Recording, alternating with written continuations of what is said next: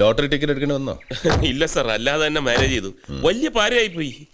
ഇനി നാദാമംഗലത്തേക്ക് ഇരട്ടക്കൊലപാതകം നടന്ന വീട് മാണിക്കുഞ്ഞിന്റെ വീട്. യെസ്. ഇവിടെ നാദാമംഗലത്തേക്കുള്ള ദൂരം, എടുക്കുന്ന സമയം എല്ലാം കൃത്യമായി നോട്ട് ചെയ്യണം സർ. 6432 starting time 10:30 sir.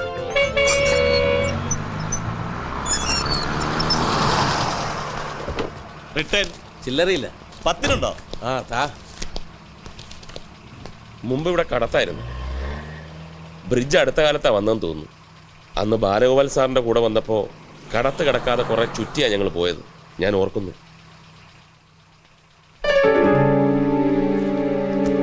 നാരായണന്റെ കൊലപാതകം CBI കൊണ്ട് അന്വേഷിപ്പിക്കുക, ജനകീയ സമിതി.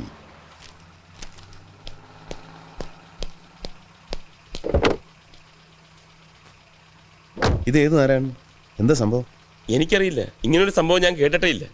ഇപ്പോൾ നാട്ടിൽ എന്ത് നടന്നാലും CBI ഒരു മസ്റ്റാണ്. ഇതേതെങ്കിലും ലോക്കൽ സംഭവമായിരിക്കും. ആളുകൾ അത് നോട്ട് ചെയ്തു സർ. 54 സെക്കൻഡ് ഇവിടെ സ്റ്റേ.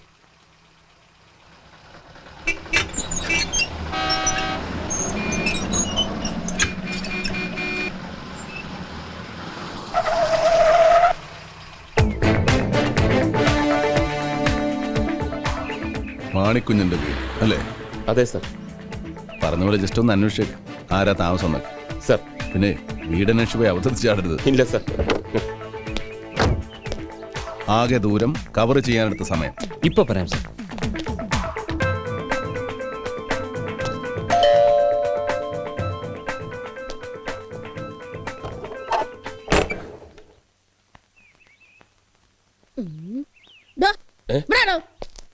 ആരാ? എന്താ? സാറില്ലേ വീട്ടിൽ? ഇല്ല, കല്യാണത്തിൽ പോയി. കല്യാണത്തിൽ പോയി? ആടോ, കല്യാണത്തിൽ പോയിന്ന്. ഓ, നമ്മളാരാ? എന്നെ കണ്ടിട്ട് മനസ്സിലായില്ലേ? ഇല്ല. ഞാൻ ഈ വീട്ടിലെ വേലക്കാരിയാ, മറിയക്കുട്ടി. ഓ, കേട്ടിട്ടുണ്ട്. മറിയക്കുട്ടി. എന്താ കാര്യം? മറിയക്കുട്ടി, എന്തോ? ആരാ ഈ വീട്ടിൽ താമസം? കാശ് മുടക്കി വീട് വെച്ചയാളോ? അതാരാന്ന് അറിയാതെയാണോ താൻ സാറ് ഈ വീട്ടിൽ ഇല്ലേ ചോദിച്ചത്? തന്റെ ഒളിഞ്ഞോട്ടെ കണ്ടപ്പോഴേ എനിക്ക് കാര്യം പിടിയിട്ടു. ഞങ്ങളെ പോലെ സുന്ദരികളായ വേലക്കാരിയുള്ള വീട്ടില് തന്നെ പോലുള്ള പൂവാലന്മാരുടെ ശല്യങ്ങൾ ഉണ്ടാവുന്നു. കടന്നു പോടാവുന്നു. അയ്യേ, താൻ പോയില്ലേ? ഇനി ഇവിടെ നിന്നിട്ട് കാര്യമില്ല. ഞാൻ അത്തരക്കാരി അല്ല. ഇന്നാകെ കല്ലുകടിയാണല്ലോ.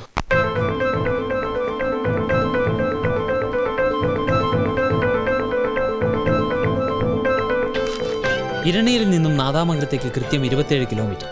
ഇടക്ക് നിർത്തിയതും മറ്റും കിഴിച്ച് 38 മിനിറ്റ് എടുത്തു നമ്മൾ ഇരണിയിൽ നിന്നും നാദാമംഗലത്തെത്താൻ. അന്ന് റോഡ് ഇതിനേക്കാൾ മോശം. കൂടാതെ രാത്രി 8 മണി കഴിഞ്ഞ് കടത്തില്ലാത്തതുകൊണ്ട് 8-10 കിലോമീറ്റർ കൂടുതൽ യാത്ര ചെയ്താണ് അലക്സ് നാദാമംഗലത്തെത്തിയത്. റൈറ്റ്? അന്ന് ഇത്രയും ദൂരം കവർ ചെയ്യാൻ കുറഞ്ഞ 50 മിനിറ്റെങ്കിലും അലക്സ് എടുത്ത് കാണും. ഈ ദൂരവ്യത്യാസവും സമയവ്യത്യാസവും ഏതിലേക്കാണ് സാർ നമ്മളെ ലീഡ് ചെയ്യുന്നത്?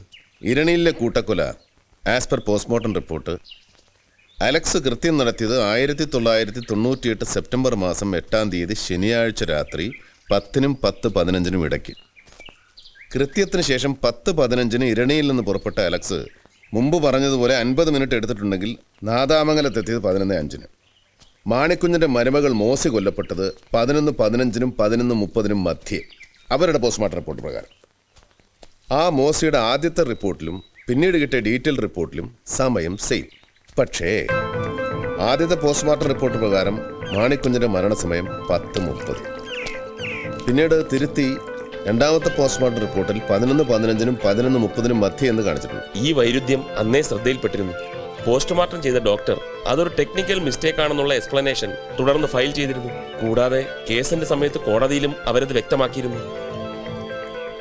സപ്പോസ് അവരുടെ ആദ്യത്തെ റിപ്പോർട്ടാണ് ശരിയെങ്കിൽ, 10:30-ന് കൃത്യം നടന്നു എന്നുള്ള റിപ്പോർട്ട്. 10:15-ന് ഇരണിയിൽ നിന്ന് പുറപ്പെട്ട് 10:30-ന് 15 മിനിറ്റ് കൊണ്ട് ഒരു കാരണവശാലും നാദാമംഗലത്തെത്താൻ അലക്സിന് കഴിയില്ല.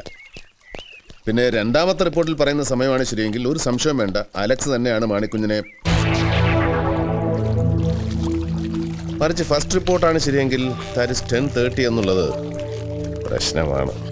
ഇത്രയും വർഷങ്ങൾക്ക് ശേഷം അതൊക്കെ എങ്ങനെ? ബുദ്ധിമുട്ടാണ്. പിന്നെ അവൻ തന്നെ വഴി.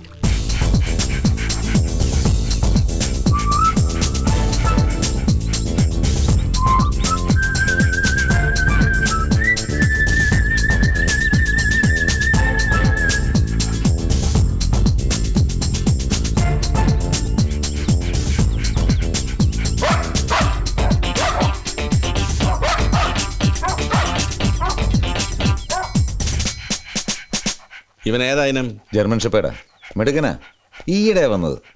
നല്ല ബുദ്ധിയവന്. ട്രെയിനിങ് കഴിഞ്ഞാൽ സ്ക്വാഡിലെ നമ്പർ 1. എന്താ ഇവന്റെ പേര്? പേരിട്ടിട്ടില്ല, നല്ല പേരുകളുണ്ട്, പറ. ഒരു ഉഗ്രം പേരുണ്ട്, പറയട്ടെ. സേതുരാമൻ. എന്താ? ബുദ്ധിയുള്ള ഇനമാന്ന് പറഞ്ഞില്ലേ, അപ്പൊ ഈ പേര് നന്നായി ചേരും. സേതു രാമൻ.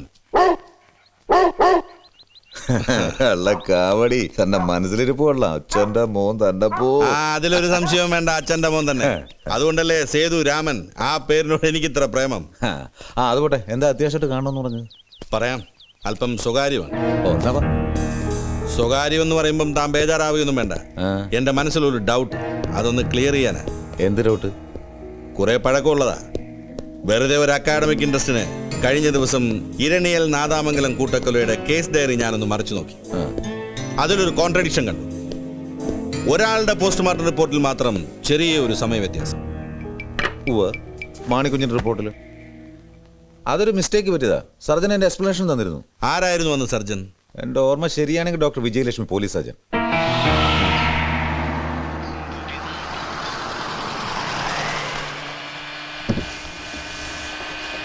അതെ, ഡോക്ടർ വിജയലക്ഷ്മിയുടെ വീട് ഏതാ? കേക്കാൻ വയ്യ. ഡോക്ടർ വിജയലക്ഷ്മിയുടെ വീട് ഏതാ? പഴയ പോലീസ് സർജൻ. എന്താ പറഞ്ഞ? അത് ഓഫി. ഈ doctor Vijayalakshmi. Doctor Vijayalakshmi talkies എവിടെയാണ്? ഡോക്ടർ വിജയലക്ഷ്മി ടാക്കീസോ? അങ്ങനെ ടാക്കീസ് ഇവിടെ ഇല്ല. ഡോക്ടർ വിജയലക്ഷ്മി ടാക്കീസിൽ നിന്നോട് ആരാടാ പറഞ്ഞ ജോസേ? ഡോക്ടർ വിജയലക്ഷ്മി ടാക്കീസ് ഉണ്ട്. ഡോക്ടർ വിജയലക്ഷ്മിയുടെ വീടും ഞാൻ കാണിച്ചു തരാം, കേട്ടോ? ഇവിടെ നേരെ വടക്കോട്ട് പോയിട്ട് പിന്നെ അവിടെ നേരെ തെക്കോട്ട് വന്നാൽ മതി, കേട്ടോ? നീ ഒന്ന് പോലെ. ഡോക്ടർക്ക് ഭർത്താവില്ല, സത്യം. അവർക്ക് മക്കളുമില്ല, സത്യം.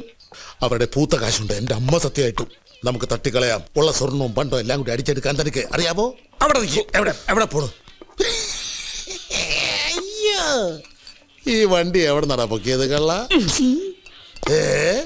എടാ ജോസേ, ഒരു ഫ്രൂട്ട് ജ്യൂസ്.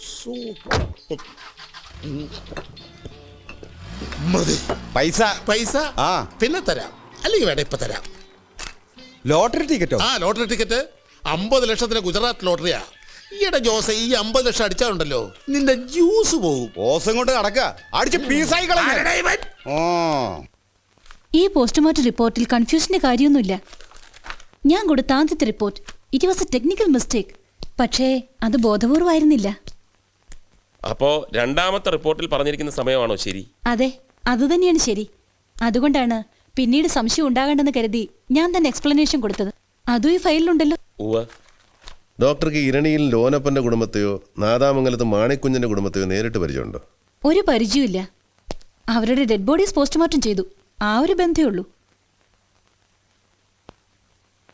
ആ കേസൊക്കെ തീർന്നിട്ട് ഒരുപാട് കാലമായില്ലേ, ഇപ്പൊ എന്തിനാ ഇങ്ങനെയൊരു എൻക്വയറി? സോറി, ഇതൊരു എൻക്വയറി ഒന്നും അല്ല ഡോക്ടർ.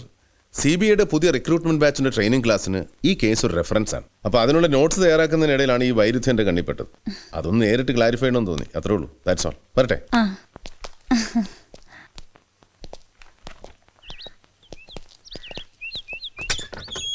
സംസാരം കേട്ടൊരു ഡോക്ടർ ജെന്യൂൻ ആണെന്ന് തോന്നുന്നു. സാറിന് എന്ത് തോന്നി?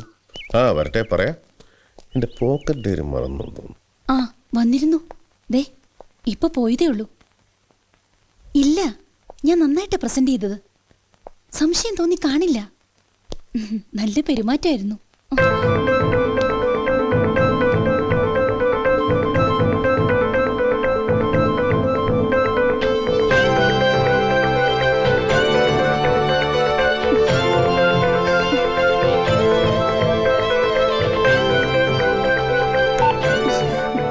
എന്താ സർ? ഞാൻ എൻ്റെ പോക്കറ്റ് ഡയറി ഇവിടെ വെച്ച് മറന്നുപോയി. അതൊന്ന് എടുത്തോട്ടെന്ന് ചോദിക്കാൻ വന്നതാ. Please. Thank you for everything. വരട്ടെ.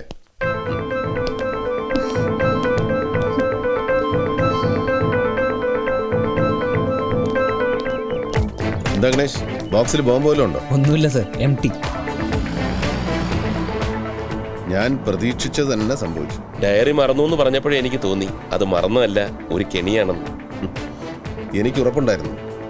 ഡോക്ടർ പറഞ്ഞതിന് വിഭിന്നമായി അവരുടെ ഉള്ളിൽ എന്തെങ്കിലും കള്ളമോ കളങ്കമോ ഉണ്ടെങ്കിൽ അവരാരെയാണോ പ്രൊട്ടക്ട് ചെയ്യാൻ ശ്രമിക്കുന്നത്, നമ്മൾ ഇറങ്ങി ആ നിമിഷം ആ ആളുമായിട്ട് ബന്ധപ്പെട്ടിരിക്കും. That is human psychology. അതിവിടെ ഉണ്ടായി. ഡോക്ടറെ കൈയോടെ പൊക്കിയാൽ മറ്റേ തലയ്ക്കൽ സംസാരിച്ചവന് നോട്ട് നൗ.